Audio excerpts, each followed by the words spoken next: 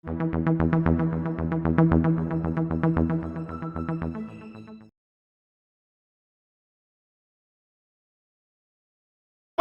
పరదాలు కట్టుకొని ఊర్లోకి వస్తాడు, ఎవరు చూడకూడదని. ఇంకెవరు కనపడకూడదా? పోలీసు వాళ్ళకి ఇదేనా పని? పోలీసు వాళ్ళకి ఇంకేం పని లేదా? పోలీసు వాళ్ళకి ఇంకేం వేరే కార్యక్రమం లేదా? అంటే ఇంటి మీద కేసు పెడతా, 307 పెడతా అంటే పెట్టు. ఇప్పుడు మా మీద కూడా పెట్టినా 2 నెలలు అయింది, పెళ్ళం బిడ్డలు వదిలేసిన ఒక వచ్చినాయి కదా, ఇంకొక 2 నెలలు పెడతావు, మళ్ళా వస్తాం కదా, మళ్ళీ నువ్వు జరిగిపోతావు. పద్ధతిగా ఉంటే పద్ధతిగానే ఉంటారు. ఈ బెదిరింపులు భయపెట్టే కార్యక్రమాలు ఆపమని చెప్పి నేను కోరుకుంటా ఉన్నా. ఇక్కడ ఆ రకమైనటువంటి కార్యక్రమాలు ఎప్పుడు ఈ మండలంలో అలవాటు లేదు. అటువంటి కొత్తగా అలవాట్లు చేస్తే మళ్ళీ మనం కర్ణాటక వెళ్ళిపోవాలి. సార్ అధికారం మారిందంటే ఈ రాష్ట్రంలో ఎవడు కాపురం ఉండలేడు. అది కూడా గుర్తుపెట్టుకోవాలని చెప్పి సందర్భంగా కూడా తెలియజేసుకుంటున్నా. అధికారులు కూడా మనం చేసుకుంటా ఉన్నా. మీరు ఆపమనే దానికి ఇంత సీనియర్ నాయకుడిని, ఇన్నిసార్లు శాసనసభ్యుడిగా గెలిచిన నేనే ఆపినా ప్రోగ్రాం. గమ్మును పోయినంత మాత్రం నీ ఇంట్లో ఉండొద్దు, నువ్వు కనపడద్దు, నీ బొమ్మ కనపడకూడదు. ఏంది ఆ బొమ్మ కనపడపోయేది? నా బొమ్మ తీసేస్తే వాళ్ళ మనసులో ఉండే బొమ్మ చెరిగిపోతుందా? పిచ్చి పనులు, పిచ్చి అలట్లు కాకపోతే ఇవన్నీ కూడా మానుకోమని చెప్పి సందర్భంగా తెలియజేసుకుంటూ, ఇటువంటి ప్రభుత్వానికి, ఇటువంటి నాయకులకు మళ్ళీ అవకాశం ఇస్తే ఖచ్చితంగా కూడా మళ్ళా ఇబ్బందులు మనమే పడాల్సి వస్తుంది. కాబట్టి ఈ జగన్మోహన్ రెడ్డిని, ఈ ప్రభుత్వాన్ని రేపు జరిగే ఎన్నికల్లో ఇంటికి సాగనంపని చెప్పి మిమ్మల్ని అందరినీ కూడా కోరుకుంటూ సెలవు తీసుకుంటూ జై హింద్, జై తెలుగుదేశం. ఉండేటువంటి సోదర సోదరిమణులకు, యువకులకు నా హృదయపూర్వక నమస్కారాలు తెలియజేసుకుంటూ ఒక 2-3 విషయాలు ఈ సందర్భంగా మీ దృష్టికి తెచ్చే ప్రయత్నం చేద్దాం అనుకుంటున్నా. ఎందుకంటే గడిచిన 4.5 సంవత్సరాల నుంచి వైఎస్ఆర్ కాంగ్రెస్ పార్టీ, జగన్మోహన్ రెడ్డి గారి ప్రభుత్వం అధికారంలో ఉంది. దానికి మునుపు తెలుగుదేశం ప్రభుత్వం, చంద్రబాబు నాయుడు గారు ముఖ్యమంత్రిగా పనిచేశాడు.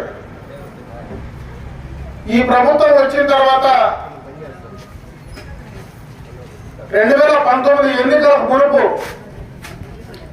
జగన్మోహన్ రెడ్డి గారు ఏం చెప్పారు, ఈ 4.5 సంవత్సరంలో ఏం చేశారనేటువంటి విషయాన్ని మనం ఆలోచించాల్సినటువంటి అవసరం ఉందని చెప్పే సందర్భంగా మీ దృష్టికి తెస్తా ఉన్నా. జగన్మోహన్ రెడ్డి గారు ముఖ్యమంత్రి కాక మునుపు అప్పటి ప్రభుత్వం పైన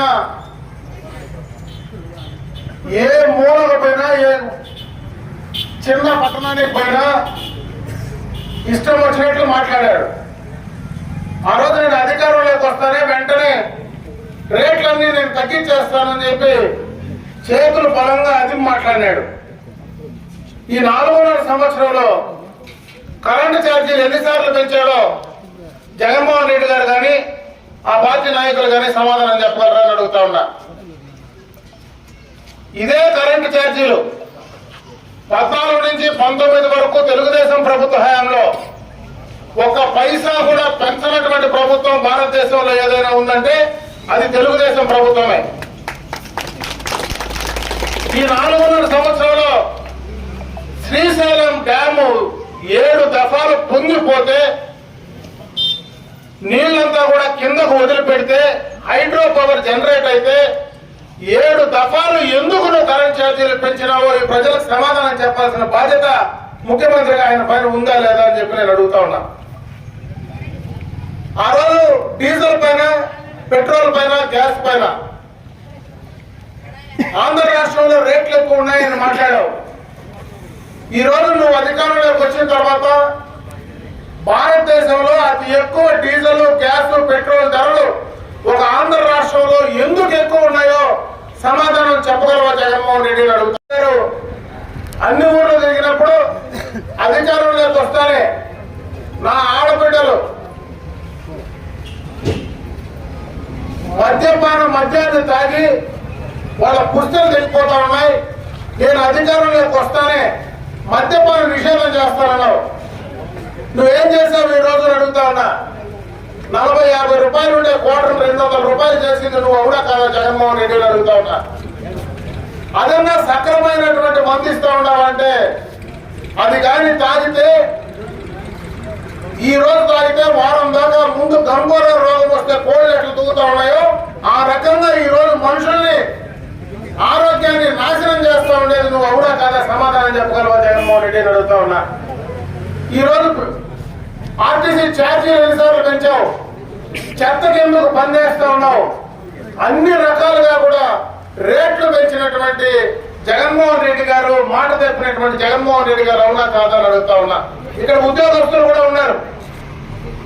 ఉద్యోగస్తులకు ఒక వారంలోనే నేను సిపిఎస్ ఇస్తానని చెప్పినటువంటి మాట ఈరోజు 4.5 సంవత్సరాలుగా కనీసం నెల పుడితే వాళ్ళకు జీతాలు వస్తాయో రాదా అని తెలుసుకోలేనటువంటి పరిస్థితుల్లో ఈ రోజు ఉన్నారా లేదా ఆలోచించుకోమంటా ఉన్నారు. ఈరోజు రాష్ట్రం మొత్తం ఒక రాజధాని లేదు, పోలవరం లేదు, కనీసం మన పక్కనే హంద్రీని ఇవ్వబోతుంది. గత ప్రభుత్వంలో చంద్రబాబు నాయుడు గారు కరువులో నీళ్లు తీసుకొస్తే ఈ 4.5 సంవత్సరాలు ఆ హంద్రీ నేవలో కనీసం నీళ్లు పారించే పరిస్థితి అయినా ఈ ప్రభుత్వానికి ఉందా అని అడుగుతా ఉన్నా. యాడ చెరువుల్లో నీళ్లు వచ్చేసి ఆ చెరువుల్లో మన్ను తోలుకునేది, ఇసుక తోలుకునేది మనకు ఇబ్బంది అవుతుందని ఆ నీళ్లు కూడా తీసుకురానటువంటి పరిస్థితి ఈ ప్రభుత్వానికి ఉందా లేదా నేను అడుగుతా ఉన్నా. ఇవే కాదు, అన్ని రకాలుగా కూడా ఈ ప్రభుత్వం ఒక అభివృద్ధి కార్యక్రమం చేయలే. నేను రాష్ట్రం అంతా పక్కన పెడదాం, ఈ రోజు ఈ పట్టంతోటి గ్రామ పంచాయతీ గురించే మనం మాట్లాడదాం. నేను అడుగుతా ఉన్నా, గత ప్రభుత్వంలో సిమెంట్ రోడ్లు వేసినాం. ఈ రోజు ఇదే గ్రామ పంచాయతీలో పట్టంతోటి నుంచి పరకంతోటి పైన దాసారపల్లికి రోడ్డు గత ప్రభుత్వంలో తీసుకొచ్చింది, కంప్లీట్ చేశాం. అదే విధంగా కట్టూరుకు సంబంధించినటువంటి రోడ్డు కంప్లీట్ చేశాం. అదే విధంగా ఈ రోజు జంగాలపల్లి రోడ్డు అదే టెండర్ లో శాంక్షన్ అయితే ఈ 4.5 సంవత్సరంలో మీరు ఎందుకు పని చేయలేదో వాళ్ళకి సమాధానం చెప్పగలరా అని అడుగుతా ఉన్నా. అదే విధంగా కురపల్లికి సంబంధించి, అండిగానిపల్లికి సంబంధించి 2 రోడ్లు కూడా శాంక్షన్ చేస్తే ఈ 4.5 సంవత్సరంలో మీరు ఎందుకు ఆ 2 ఊర్లకు రోడ్లు వేయలేదో ఆ గ్రామ ప్రజలకు సమాధానం చెప్పేటువంటి పరిస్థితి ఈ రోజు ఆ నాయకులకు ఓట్లేసుకున్నటువంటి ప్రజాప్రతినిధులకు ఉందని నేను అడుగుతా ఉన్నా. ఆ రోజు మేము వేసినటువంటి ఎల్ఈడి లైట్లు తప్పించి కనీసం గ్రామ పంచాయతీలో లైట్లు కూడా వేయలేనటువంటి దౌర్భాగ్య పరిస్థితిలో ఈ ప్రభుత్వం ఉందంటే సిగ్గుపడాలా లేదా జగన్మోహన్ రెడ్డి నువ్వు నీ ప్రజాప్రతినిధులను అడుగుతా ఉన్నా. ఈ 4.5 సంవత్సరంలో కనీసం ఒక చిన్న పనైనా మీరు గ్రామాల్లో పనిచేసినటువంటి పరిస్థితి ఉందా నేను అడుగుతా ఉన్నా. ఏం అభివృద్ధి చేశారని ఈరోజు మీరు గ్రామాల్లోకి వస్తారని అడుగుతా ఉన్నా.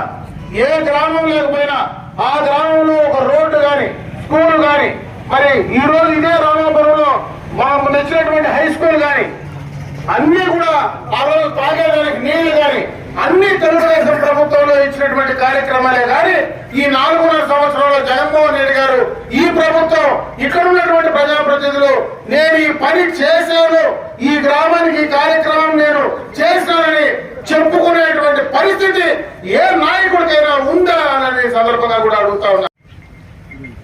ఒక పని మాత్రం దిగ్విజయంగా చేస్తారు. ఎవరైనా గట్టిగా ఏమైనా నాకు పని చేయలేదని అడిగితే వాళ్ళ పైన కేసులు పెడతారు. చంద్రబాబు నాయుడు గారు ఏం తప్పు చేసినాడని నువ్వు జైల్లో పెట్టినావు అని అడుగుతా ఉన్నా. నేను జైల్లో 16 నెలలు ఉన్నాను కాబట్టి అందరినీ జైలుకు పంపించాలనేటువంటి ఉద్దేశం తెప్పించి ఒక స్కిల్ డెవలప్మెంట్ కేసులో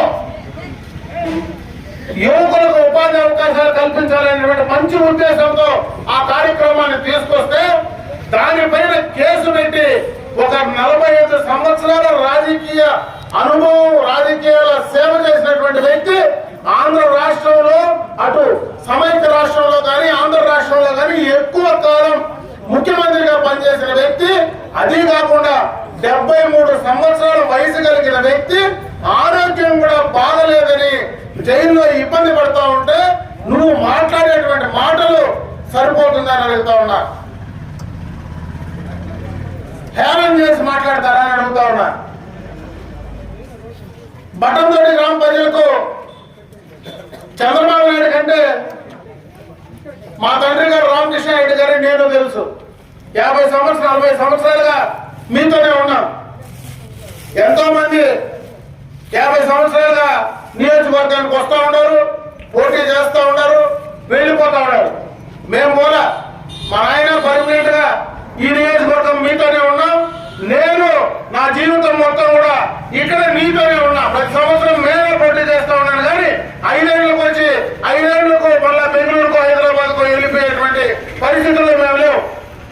ఏ రోజు ఎవరిపైన తప్పుడు కేసులు పెట్టలా, ఏ రోజు రాజకీయాలు పెట్టలా.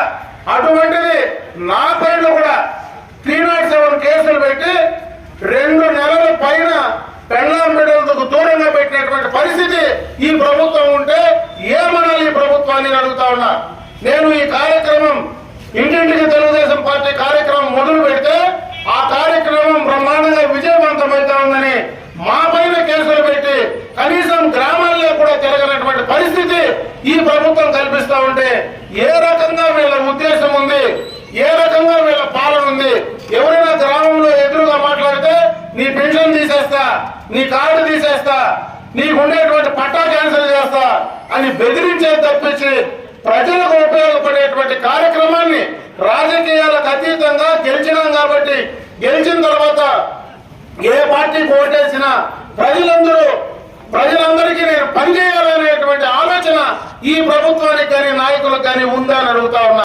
ఈ రోజు ఎవరైనా మందమ్ముకోవాలన్నా, ఇసుక తోలుకోవాలన్నా, మరి చెరువులో మన్ను తోలుకోవాలన్నా ఆ పార్టీ నాయకులు ట్రాక్టర్లో కానీ వేరే ట్రాక్టర్ ఎవరన్నా పోతే వెంటనే పోలీస్ స్టేషన్ పిలిపిస్తారు. ఎవరైనా నాలాంటి వచ్చి నాకు బ్యానర్ కడితే వాళ్ళు ఎవరన్నా ఆ దారిలో పోతా ఉంటే ఆ బ్యానర్లు పెరికేయాలి. ఆ బ్యానర్లు పెరికేయకపోతే వెంటనే ఎత్తుకొని వచ్చి వాడి మీద కేసు పెడతారు. అంటే కేసులు పెట్టే మీరు రాజకీయం చేస్తారని అడుగుతా ఉన్నా. కేసులు పెట్టి బెదిరించి భయపెట్టే మీరు రాజకీయం చేయాలనే ఉద్దేశం ఉందా అని అడుగుతా ఉన్నా. పర్మనెంట్ గా ఇదేమైనా మీ ఆస్తి అనుకుంటా ఉన్నారని అడుగుతా ఉన్నా. 5 ఏళ్లకు ఒకసారి రాజకీయం మారుతుంది. ప్రజలు అనుకుంటే అవకాశం ఇస్తారు, ప్రజలు వద్దనుకుంటే మనం ఇంట్లో మనం కూర్చుంటాం. ప్రజలు అవకాశం ఇచ్చినప్పుడు దాన్ని బెదిరించి భయపెట్టి కేసులు పెట్టి ఇటువంటి దౌర్జన్యాలు చేస్తే రేపు మళ్ళా నీ అవకాశాలు ఇంకొకటికి వచ్చినప్పుడు నీకైతే ఏమవుతుందో ఆలోచించుకోవాలన్నా వద్దా అని చెప్పి నేను ఈ సందర్భంగా కూడా తెలియజేసుకుంటా ఉన్నా. అధికారులు కూడా ఇట్లాంటి విషయాలన్నీ కూడా ఆలోచించుకోవాలి. అందుకే ఇటువంటి ప్రభుత్వాన్ని, ఇటువంటి నాయకుల్ని ఖచ్చితంగా కూడా బుద్ధి చెప్పాల్సిన సమయం వచ్చింది. నేను రాష్ట్రం మొత్తం మాట్లాడటం లేదు, ఒక బట్టంతోటి గ్రామ పంచాయతీలోనే నేనేమైనా చేసినాననేది ధైర్యంగా కనీసం చెప్పుకునే పరిస్థితి అయినా మీ పార్టీకి ప్రభుత్వానికి లేనప్పుడు ఏం మొదలు పెట్టుకొని వచ్చి మళ్ళీ మీరు ఓట్లు అడిగే కార్యక్రమం చేస్తారో ప్రజలకు సమాధానం చెప్పాలని చెప్పి నేను ఈ సందర్భంగా కూడా తెలియజేసుకుంటా ఉన్నా. ఎక్కడైతే నేను నిన్న మొన్న తిరిగిన ఆ పక్క శంకరరాయలపేట, శివాడి, నిడుకుంట, అప్పిడిపల్లి, జనగుంటూరు అన్ని తిరిగిన. నేను తిరుగుతా ఉంటే ఇప్పుడు గెలిచిన ఎమ్మెల్యే ఆ రూట్ లో వస్తానంట. ఆయన వచ్చినప్పుడు నేను తిరగద్దన్నారు. అందుకని నేను ఆపేసిన, 2 రోజులు ప్రోగ్రాం ఆపేసిన. ఆయన వస్తాడంటే నేను వెళ్ళిపోవాలి ఇంటికి.